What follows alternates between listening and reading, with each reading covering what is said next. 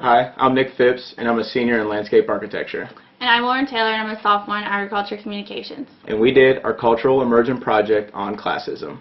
The movie we chose was The Pursuit of Happiness because the movie deals with multiple social class issues and the daily issues that they have to face. Many people don't know that 1 out of 5 young people live in poverty. 3 out of 10 children won't graduate on time. Our group's focus was looking at the relationship between the parent social class and the effects it has on a child's education and success. We wanted to show that classism does exist in the classroom and your family's social economic status does affect your education, progress, or success. We want to have a better understanding on why certain schools have a greater success rate than others. For our immersion plan, our group teamed with the Boys and Girls Clubs of Lafayette. We participated in programs called Junior Leaders and Smart Moves, where we were able to tutor and mentor the students in various subjects.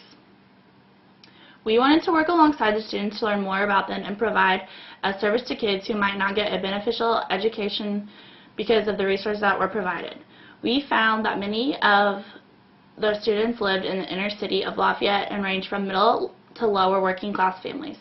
We were able to speak with some of the parents, and it was very beneficial to our project because we found that most were working and they had previous kids who had attended Lafayette Jeff here in Lafayette. When analyzing the parent social class, we were able to break it down into their income, occupation, education, and dwelling. The second activity our group did was visiting 3 local high schools here in Lafayette, making observations about them and learning about them and their learning environment and accessibility to the resources. Our group chose the Lafayette area because it provides multiple school districts and a wide range of social class parents with kids in either public or private schools. Research has shown that students who come from a middle or upper class background are more likely to succeed in school because of the access to resources that they have to assist them. By separating the multiple school districts, we can compare our findings to the local income rate that particular community generates. The first school that our group went to go visit was Jefferson High School here in Lafayette. Lafayette Jeff does have the lowest graduation rate. The accessibility to the campus was fairly easy. We found that most of the student class was made up of middle to lower class families who do have the lowest income rate here in Lafayette. Lafayette Jeff did have the most diverse cultural background out of any student body that we saw here in Lafayette. A lot of their school supplies were dated, and the campus itself was a little rough, and it just wasn't an overall good environment for the students. The second school that I went to go see was McCutcheon High School, located on the south side of Lafayette.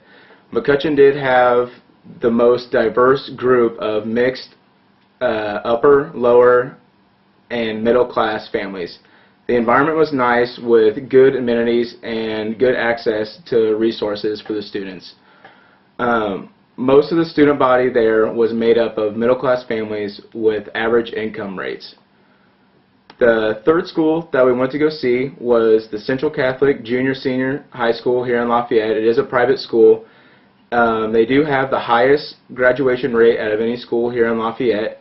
Most of the student body was made up of students who came from upper class families that did generate the most money here in Lafayette. The school offered great resources and amenities for their students, and they also do charge a tuition for students to attend the school, which does keep out a lot of the middle and lower class students. The families that do have students attend the school do have the greatest income here in Lafayette.